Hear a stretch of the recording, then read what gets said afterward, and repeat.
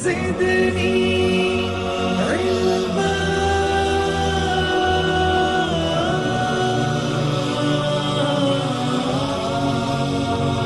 رب زدني علما.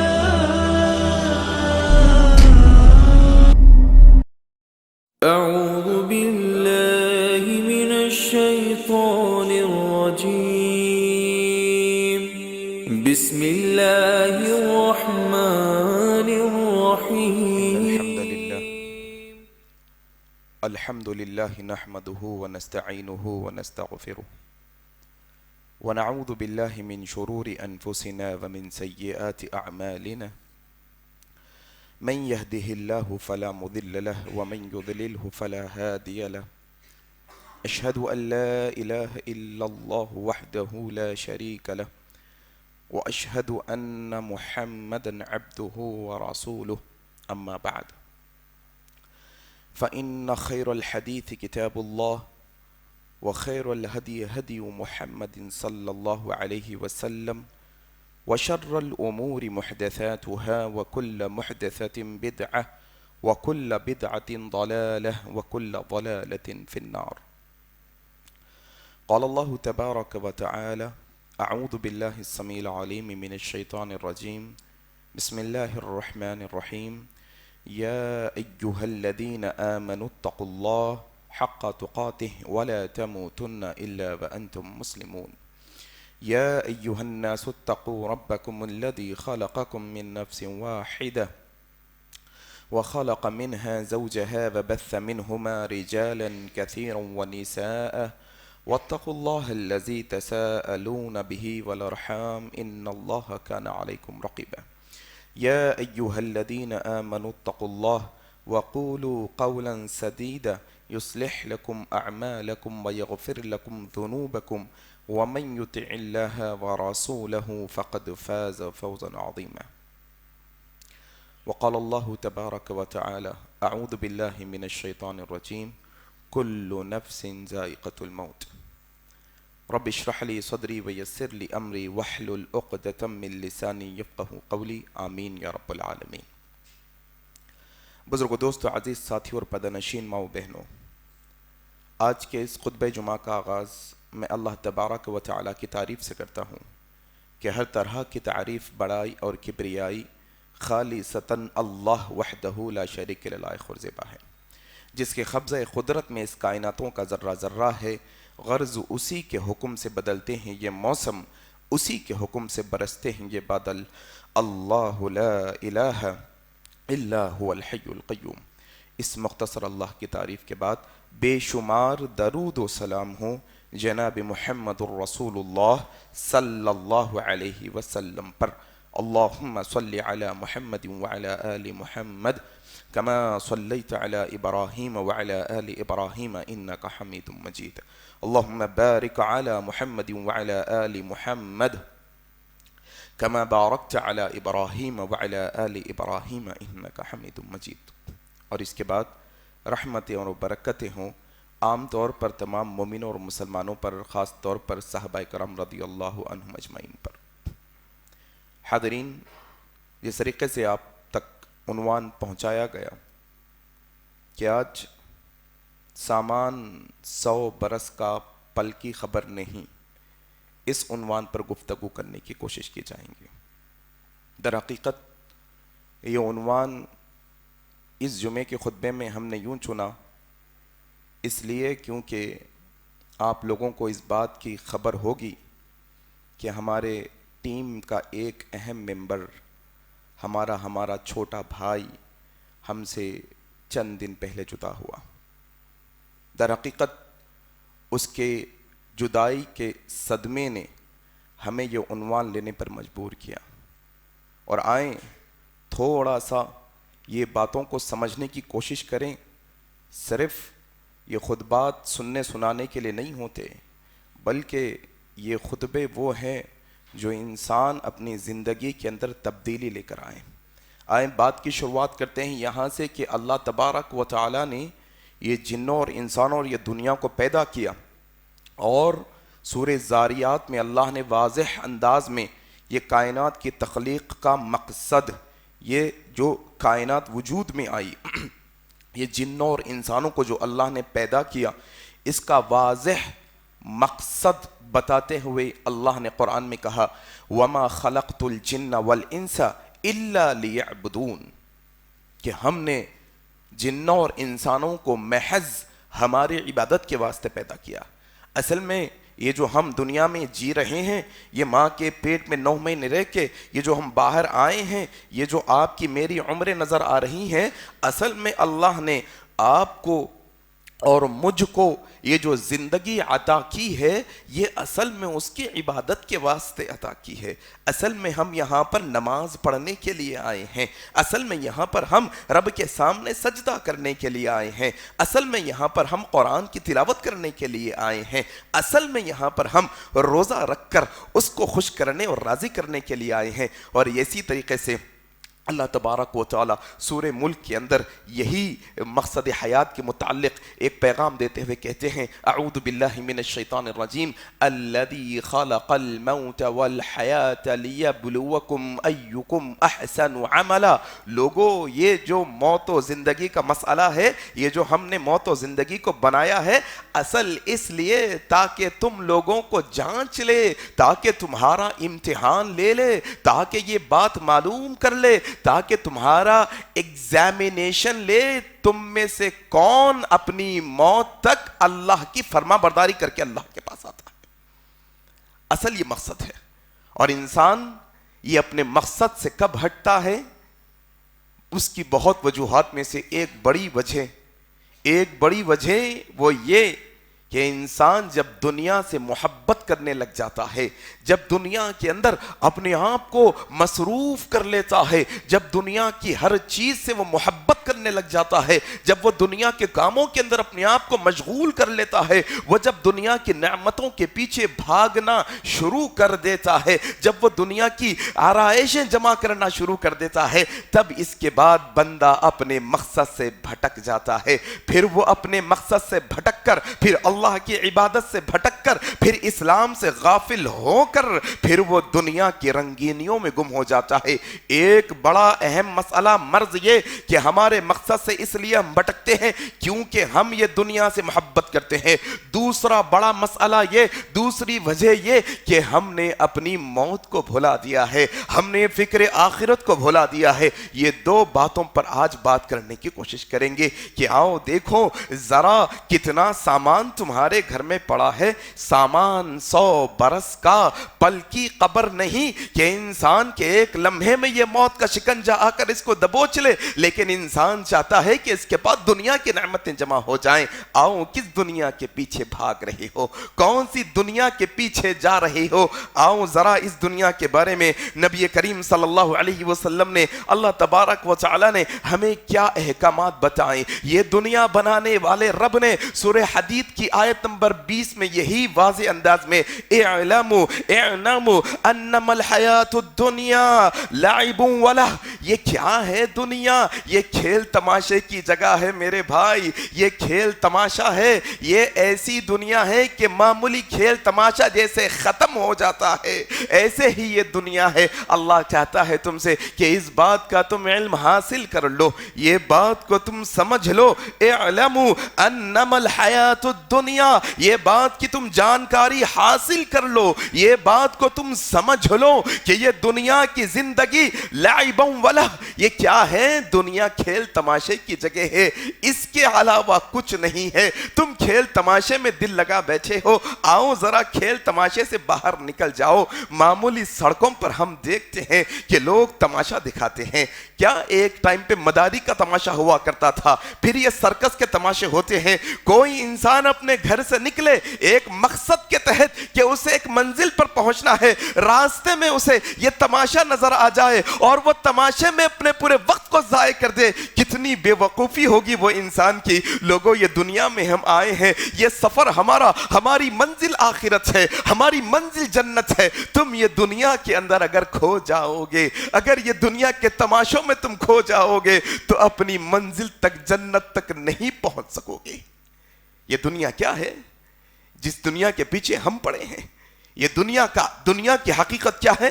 وَمَا الْحَيَاةُ الدُّنْيَا إِلَّا مَتَاعُ الْغُرُورِ، یہ دنیا کی زندگی، یہ دنیا کا ساز و سامان، یہ دنیا کی رونقیں، یہ دنیا کی چاہتیں، یہ دنیا کی آرائشیں، یہ دنیا کی فرمائشیں، یہ ساری کی ساری إِلَّا مَتَاعُ الْغُرُورِ، یہ دھوکے کا سامان ہے میرے بھائی، کہ چند دن تمہیں چمکتا دمکتا دکھائی دے گا، پھر اندھیرے کے گڑھے میں تمہیں پھینک دے گا، چند دن تمہیں رونقیں لگیں گی، پھر اس کے بعد سب ختم ہو کے رہ جائے گا۔ إِلَّا مَتَاعُ الغرور، یہ دھوکے کا سامان ہے، اس کے پیچھے نہ جاؤ، یہ دھوکے کے سامان کے پیچھے تم جاؤ گے، کل پچھتانے کے علاوہ، ہاتھ ملنے کے علاوہ کوئی چارہ ہماری زندگی میں نہیں ہوگا۔ کیا دنیا کی زندگی کے پیچھے پڑے ہیں ہم؟ دیکھو، انسان کو آپ کی میری زندگی کا تھوڑا سا محاسبہ آپ کیجئے، تھوڑا اکاؤنٹیبلٹی ہونی چاہیے نا۔ انسان اپنے زندگی کے چھوٹے چھوٹے چیزوں میں اکاؤنٹیبلٹی رکھتا ہے، بچوں کے اسکول کی اکاؤنٹیبلٹی، تمہارے منتھلی انکم کی اکاؤنٹیبلٹی، تم کس کو قرض دیے، کس کو لینا ہے، کہاں جانا ہے، کہ ہر چیز کا حساب و کتاب تمہارے پاس ہے۔ ذرا تھوڑا یہ دنیا کی زندگی کا حساب و کتاب لگاؤ، تم کتنا مصروف ہو گئے دنیا پانے کے واسطے، بیوی بچوں کے اندر، تم دوستوں کے اندر، رشتہ داروں کے اندر، تم کمانے میں، تم کھانے میں، تم عیش و عشرت کی زندگی کے واسطے کتنے مصروف ہو گئے یہ دنیا کی نعمتوں کے واسطے۔ آؤ نبی کریم صلی اللہ علیہ وسلم کہتے ہیں، ترمذی کی صحیح روایت ہے، الا ان الدنیا ملعونہ، الا ان الدنیا ملعونہ، الا ان الدنیا ملعونہ۔ لوگوں سنو، نبی کریم کا یہ فرمان ہے۔ نبی کریم کہتے ہیں، جس دنیا کے نعمتوں کے پیچھے تم بھاگ رہے ہو، یہ دنیا اللہ کی رحمت سے دور کرنے والی ہے۔ الدنیا ملعونہ، یہ ملعون ہے، یہ ملعون ہے، یہ لعنت والی جگہ ہے، یہ وہ جگہ ہے کہ تمہیں اللہ کی رحمت سے دور کر دیتی ہے۔ سوائے چار چیزوں کے سب ملعون ہے، سوائے چار چیزوں کے سب ملعون ہے۔ کہاں روپیے پیسے کے پیچھے بھاگ رہے ہو، کہاں دوستی یاری کے پیچھے اللہ کو ناراض کرنے پہ آ گئے ہو، کہاں رشتہ داروں کی رشتہ داری بچانے کے چکر میں تم اللہ اور اس کے رسول سے رشتہ توڑ رہے ہو۔ آؤ، اللہ کے نبی کہتے ہیں یہ دنیا ملعون ہے، یہ رحمت سے دور کرنے والی ہے۔ سوائے چار چیزوں کے دنیا کے اندر، ایک اللہ کا ذکر، یہ اللہ کا ذکر ملعون نہیں ہے، یہ اللہ کا ذکر کرتے رہو۔ اور دوسری چیز کیا؟ یہ اللہ کے ذکر پر اور اس پر ایمان لے کے آنا، اس پر ایمان لے کے آنا، یہ ملعون نہیں ہے۔ اور اللہ کے نبی نے کہا، یہ دنیا کے اندر جو دین کا علم حاصل کیا ہوا عالم ہے، یہ عالم ملعون نہیں ہے۔ اور کون؟ طالب علم، جو دین کا علم حاصل کرنا چاہتا ہے۔ یہ چار چیزیں ملعون نہیں ہیں۔ اس کے علاوہ دیکھو ہماری زندگی، انسان اللہ کے ذکر سے غافل، ایمان کا پتہ نہیں انسان کے، دین کا علم حاصل کرنا چاہتا ہے، حافظ بناؤ، بچے بڑے ہو کے کیا کمائیں گے؟ پھر تم عالم بناؤ، بچہ بڑا ہو کے پھر دنیا میں کیا کرے گا؟ نہیں، جس چیز کے پیچھے تم بھاگ رہے ہو وہ تو ملعون ہے۔ یہ دین کا علم اصل میں رحمت والا علم ہے، یہ اللہ کی رحمت کے قریب کرے گا تمہیں۔ یہ دنیا کے پیچھے، جس دنیا کے متعلق نبی کریم نے ترمذی کی حدیث میں سہل بن سعد رضی اللہ تعالیٰ روایت کہتے ہیں، اللہ کے نبی نے کہا، اگر اللہ کے نزدیک یہ دنیا کی قدر و قیمت ایک مچھر کے پر کے برابر بھی ہوتی تو اللہ یہ دنیا سے کافر کو ایک گھونٹ پانی بھی نہیں دیتا۔ اللہ اکبر۔ یہ دنیا کے پیچھے ہم بھاگ رہے ہیں، جس دنیا کے بارے میں نبی کریم صلی اللہ علیہ وسلم نے کہا، ترمذی کے اندر بڑا لمبا واقعہ ہے، مرا ہوا بکری کا بچہ ہے، گندی بدبو اٹھ رہی ہے، کوئی خریدنا چاہتا ہے، کہا یا رسول اللہ اس کو کون خریدے گا، اس سے تو بدبو آ رہی ہے۔ کہا جس طریقے سے تمہاری نظروں کے اندر اس کی کوئی قدر و قیمت نہیں، اسی طریقے سے یہ دنیا کی قدر و قیمت اللہ کی نظروں میں کچھ نہیں ہے، اس سے بھی کہیں گے۔ کس دنیا کے پیچھے بھاگ رہے ہو؟ کون سی دنیا؟ وہ دنیا جس کے متعلق نبی کریم نے ترمذی کی صحیح حدیث میں کہا، لوگوں اپنی انگلی کو تم ایک سمندر میں ڈبو، نکالو، جتنا پانی تمہاری انگلی پر لگا وہ دنیا کی زندگی ہے، جو سمندر میں پانی بچا ہے وہ آخرت کی زندگی ہے۔ بل تؤثرون الحیات الدنیا والآخرۃ خیر وابقیٰ، باقی رہنے والی آخرت کی زندگی ہے۔ کہاں جا رہی ہو؟ کہاں بھاگ رہے ہو؟ کس دنیا کے پیچھے؟ وہ دنیا وہ دنیا جو اللہ نے مقدر میں لکھ دی تمہیں اتنی ہی ملنے والی ہے، وہ دنیا کے پیچھے۔ آؤ سنو، یہ باتیں سمجھنے کی کوشش کرو۔ ابو داؤد کی ایک بڑی مشہور روایت ہے، ذرا ماحول دیکھ رہے ہیں نا ہمارا، یہ ماحول کے اندر ہر دن خوف اور ڈر کا ماحول بنتا چلا جا رہا ہے۔ شروعات تو ہوئی تھی موب لنچنگ سے، ایک اخلاق کی، پھر دوسرے کی، پھر تیسرے کی، پھر آصفہ کا مسئلہ، پھر ایسے بہت سارے مسئلے آپ کے سامنے آئے۔ کبھی این آر سی کے نام سے ڈرا دیا گیا، ہاں کبھی جو ہے نا این پی آر کے نام پہ ڈرایا گیا، ہے نہیں مسئلہ چھوٹی چھوٹی چیزوں پر۔ اب تو حد یہ ہو گئی، کہا یہ جا رہا ہے کہ تمہاری کرنسی پر بھگوان کی فوٹو ڈالیں گے تو برکت ہوگی، اعوذ باللہ۔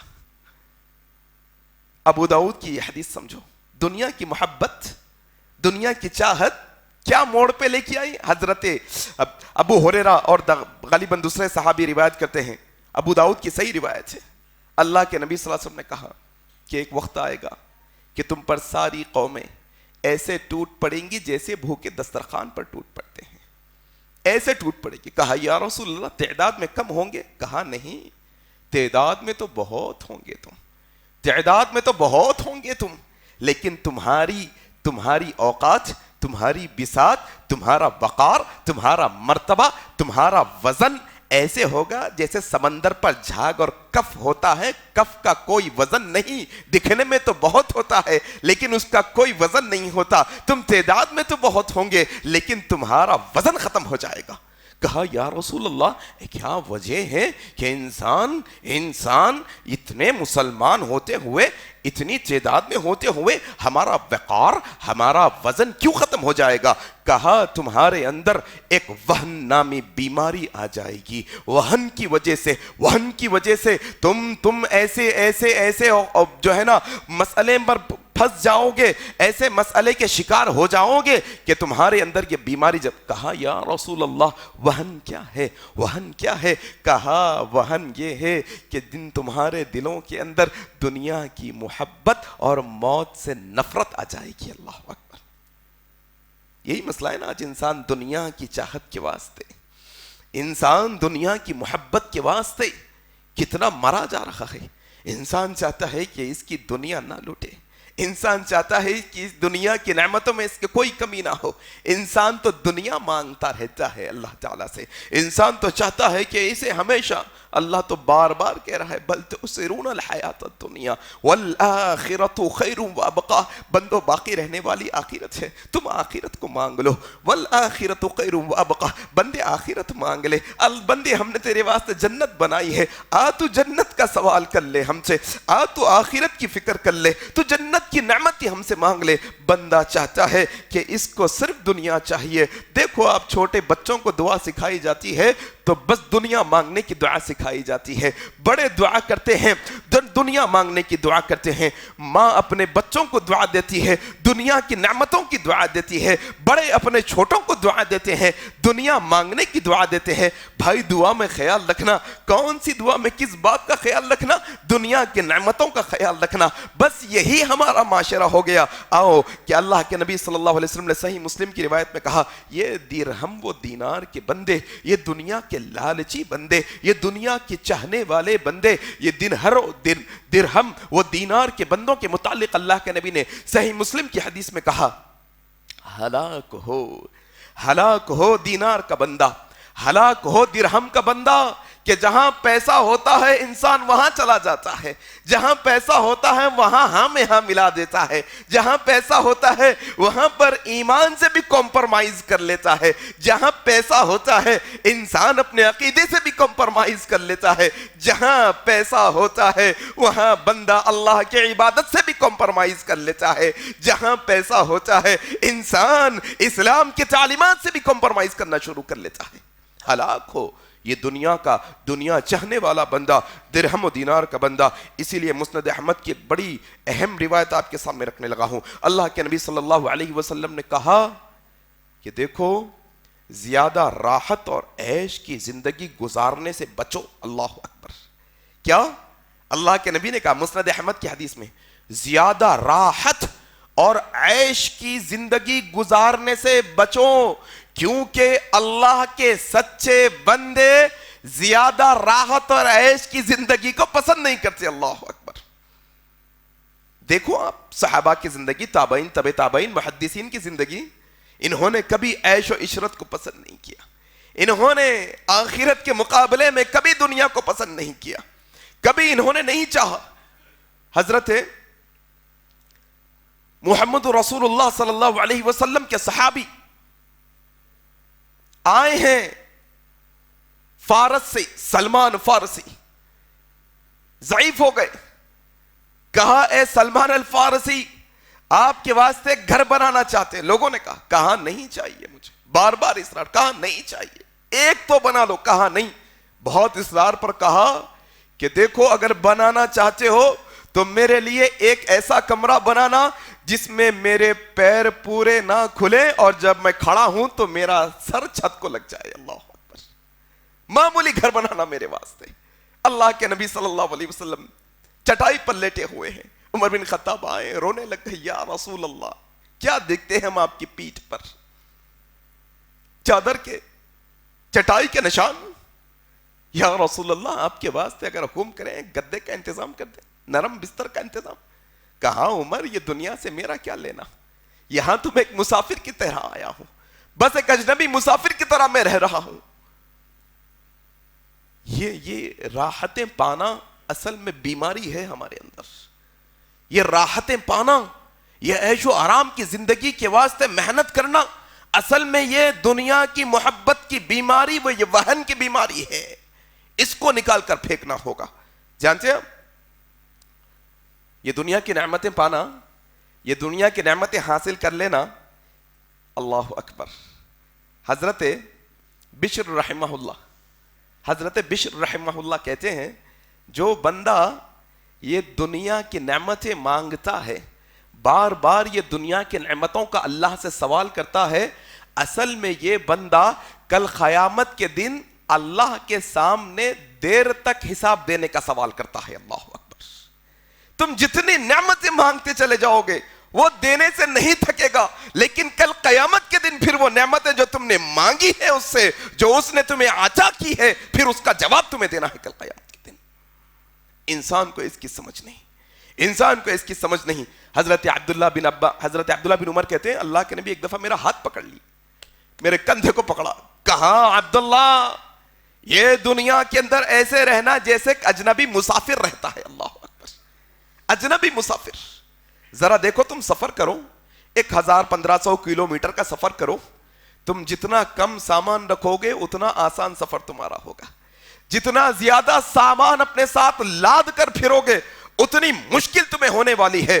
ہم ایک ہفتہ پہلے سفر میں تھے، ہمارے ساتھی ہمارے ساتھ گجرات کے دورے پر واپسی میں بڑی مشکل سے ساتھ میں، حالانکہ بہت چھوٹا بیگ ہے ساتھ، اس کے باوجود بھی لمبے سفر میں چھوٹا سامان بھی انسان کو تھکا کر رکھ دیتا ہے۔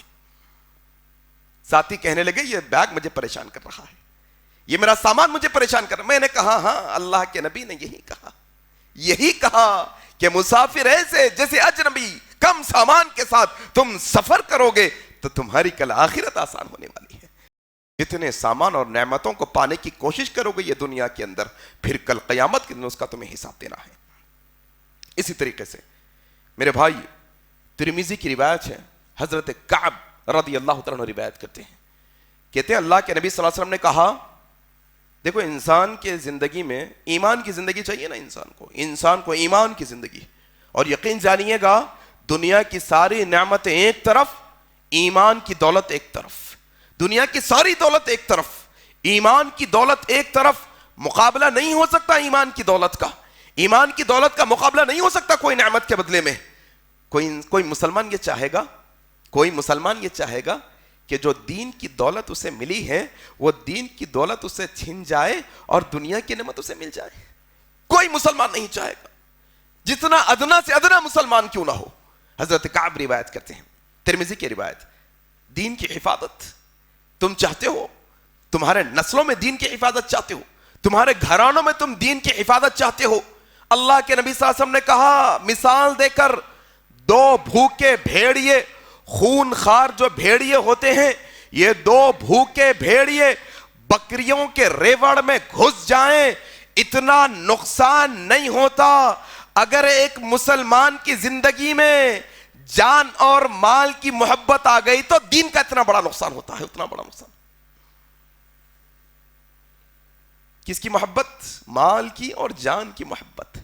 انسان جب اپنی جان بچانے، اپنا مال بچانے پہ اور اس کی محبت میں گم ہو جاتا ہے تو پھر اس کے دین میں ایسا بگاڑ پیدا ہو جاتا ہے کہ پھر اس کے دین کے جو ہے نا لالے پڑ جاتے ہیں۔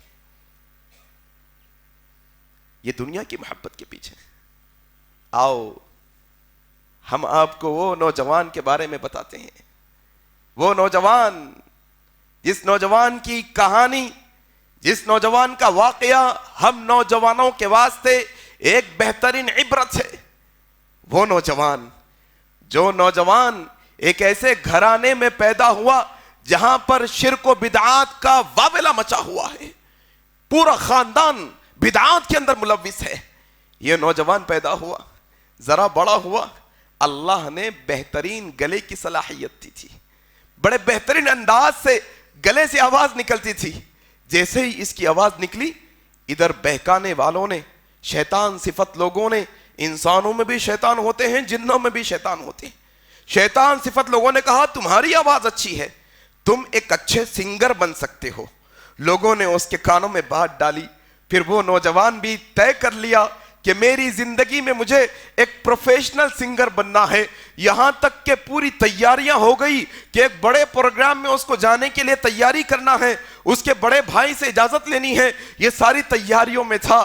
وہ نوجوان کے الفاظ ہے، وہ کہتا ہے کہ میں عید کا خطبہ پڑھنے کے لیے عیدگاہ گیا، وہاں پر کہ مولوی صاحب فضیلت الشیخ نور الدین عمری حفظہ اللہ کی قرات جب کانوں میں پڑی، جب وہ قرآن کی سماعت میں نے کی تو وہ قرآن کی تلاوت کا انداز، وہ قرآن کی تلاوت کی لہن، وہ قرآن کی تلاوت کا بہترین انداز میرے دل کو بھا گیا۔ اللہ نے میرے دل کے دروازوں کو کھول دیا۔ اب میں نے طے کر لیا کہ اب میں پروفیشنل سنگر نہیں بنوں گا بلکہ بہترین قاری قرآن بنوں گا۔ الحمدللہ۔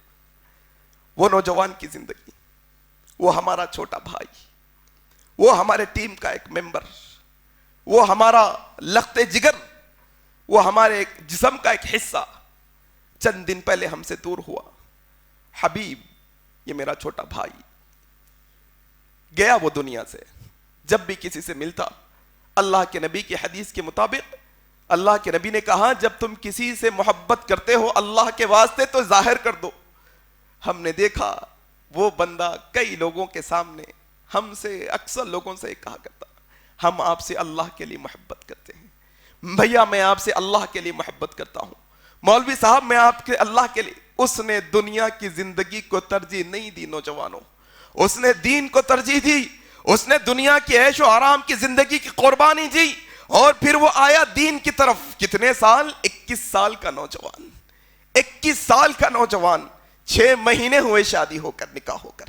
بہت کوشش کی، بہت کوشش کی دین کے واسطے۔ وہ چھوٹی عمر کے اندر علم اور اہل علم کا قدردان، وہ علم اور اہل علم کا قدردان، وہ اتنی محنت اور جستجو کے ساتھ لوگوں کو علماء سے جوڑنے والا۔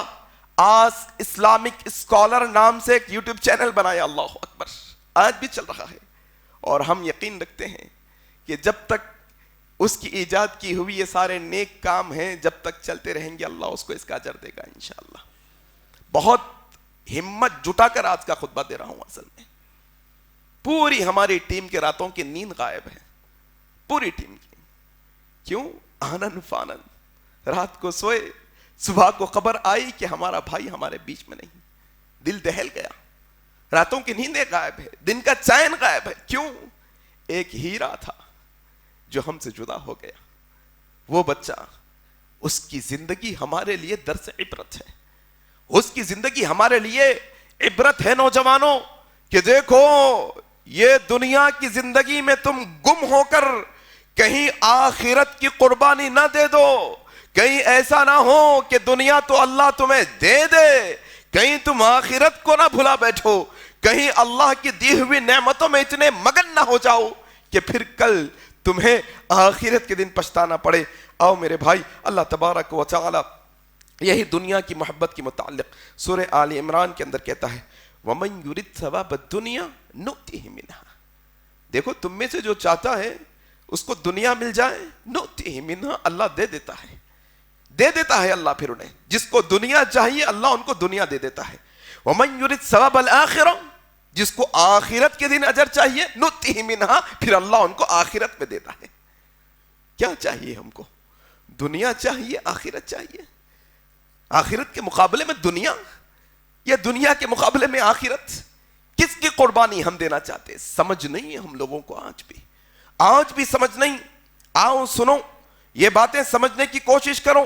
یہ باتیں ایسی نہیں ہے کہ خام و خیال میں بیان کر رہا ہوں آپ سنتے چلے جائیں، نہیں، یہ ساری کی ساری باتیں حق پر مبنی ہیں، یہ قرآن و حدیث کی باتیں ہیں، یہ حقیقی واقعات پر مبنی باتیں ہیں۔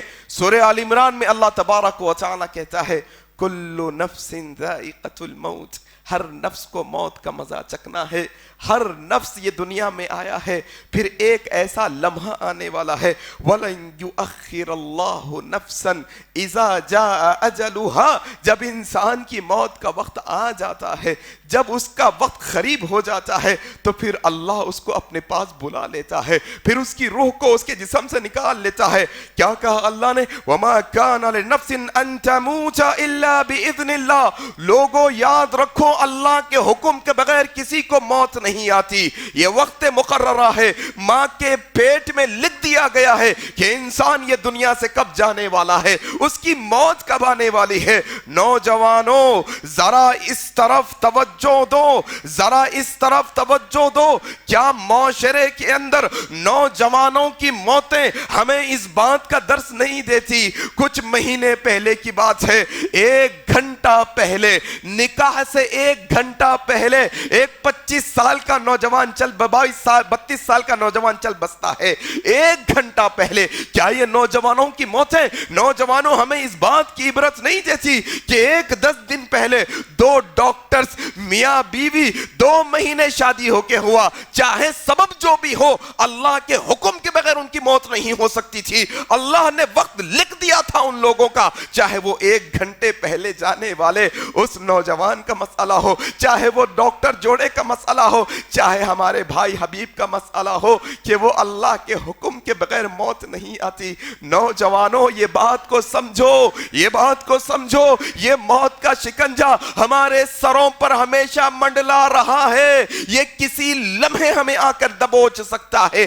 یہ کسی لمحے آ کر ہمیں پکڑ سکتا ہے۔ یہ نوجوانوں اپنی زندگی کے ایک ایک سیکنڈ، ایک ایک لمحے کو اللہ کے عبادت میں گزارو، اللہ کی فرما برداری میں گزارو، اللہ کے رسول کی اطاعت میں گزارو۔ اے نوجوانوں یہ بات کو سمجھو، یہ نوجوانوں کی موتیں ہمیں اس بات کا اشارہ دے رہی ہے کہ موت سے کس کو رستگاری ہے، آج ان کی جو کل ہماری باری ہے۔ لوگوں یہ موت کا شکنجہ کسی کو چھوڑنے والا نہیں ہے، یہ نبیوں تک بھی پہنچی ہے، یہ صحابہ تک بھی پہنچی ہے، یہ بڑے بڑے بادشاہوں کو بھی نگل گئی ہے، یہ حقیروں کو بھی نہیں چھوڑتی، یہ عالموں کو بھی نہیں چھوڑتی، یہ جاہلوں کو بھی نہیں چھوڑتی۔ جب یہ آ جاتی ہے تو بس آ جاتی ہے، اس کو روکنے والا کوئی نہیں ہوتا۔ لوگوں وہ ہمارا بھائی ہم سے بہت سارے مسائل میں پلان کر چکا تھا، کل 27 تاریخ کو وہ پاسپورٹ اپلائی کرنے کے لیے جانے والا تھا، وہ مدینے میں تعلیم حاصل کرنا چاہتا تھا،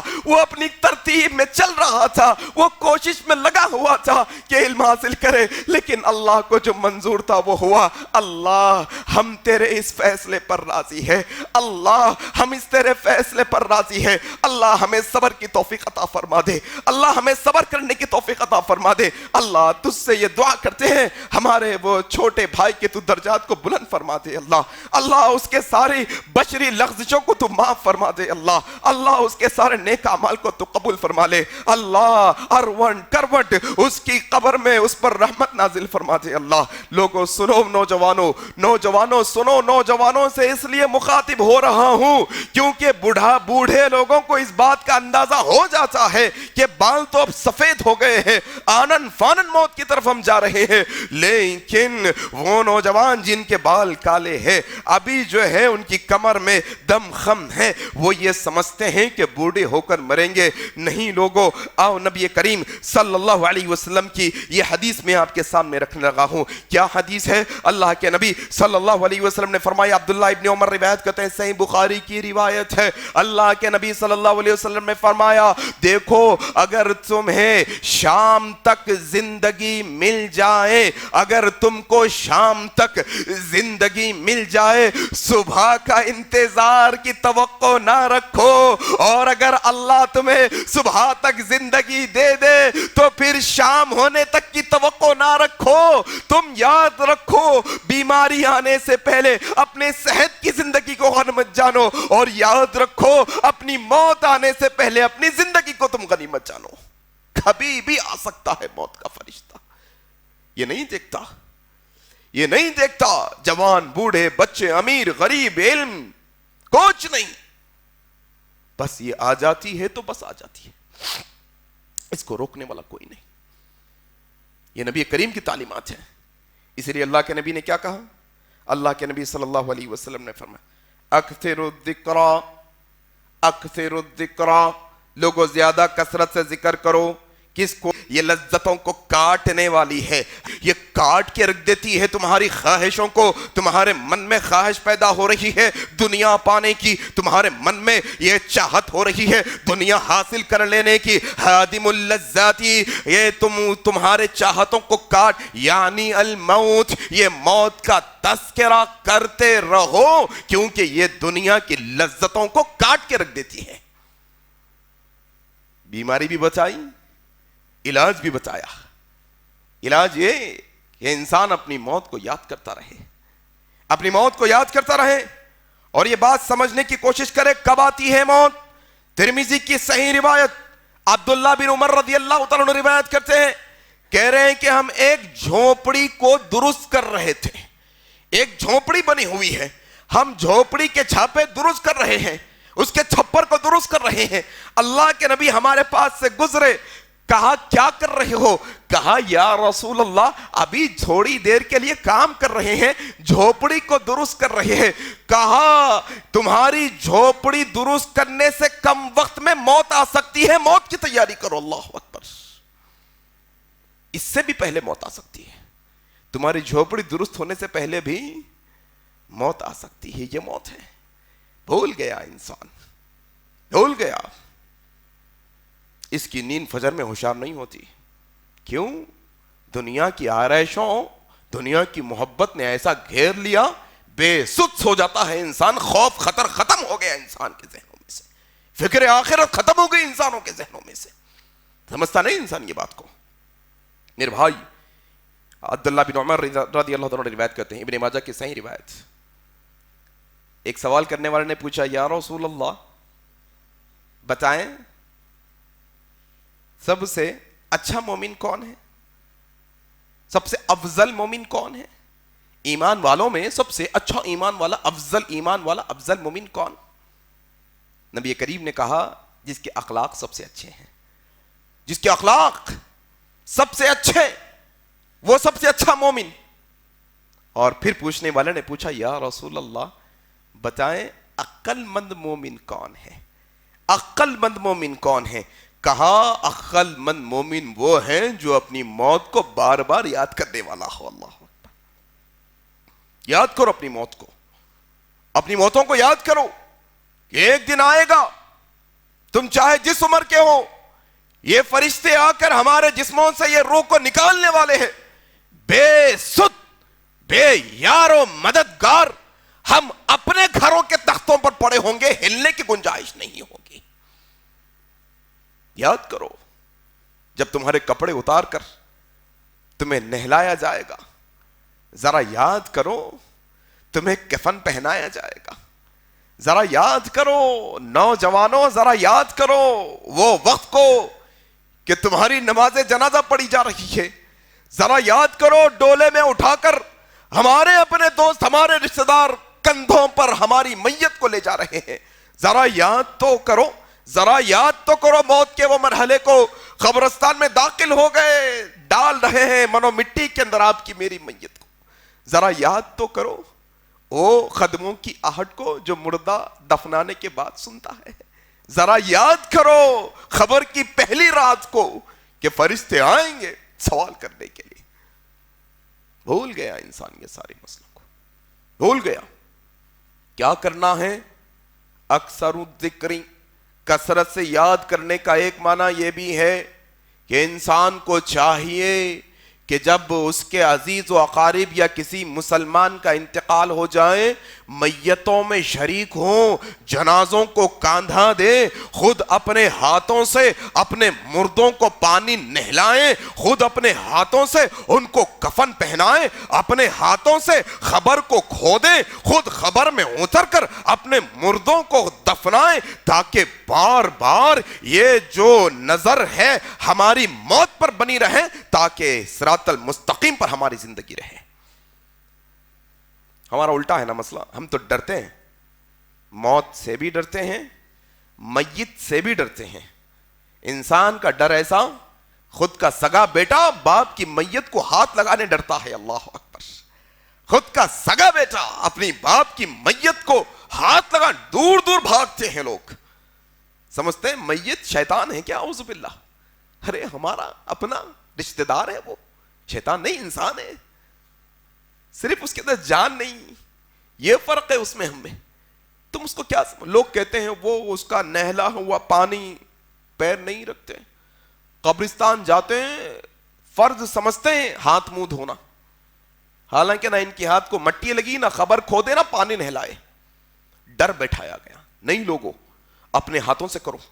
ذرا یہاں پر ایمان بڑھے گا, یہاں پر موت پر یقین بڑھے گا, یہاں پر ہمارے اندر وہ جو خوف ہے, اصل میں جو خوف ہے آخرت کی فکر ہے, وہ یہاں پر پیدا ہوگی اصل میں یہ کرنے سے. غرض کہ میں نے آپ کے سامنے 2-3 باتیں اہم رکھی, آپ سمجھے ہوں گے میری باتوں کو کہ یہ موت کا شکنجہ ہم پر منڈلا رہا ہے.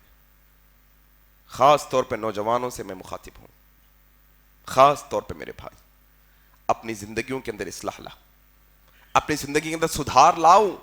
ذرا آؤ اللہ کے قریب, آؤ اللہ کے رسول کے قریب, آؤ اسلام کے قریب.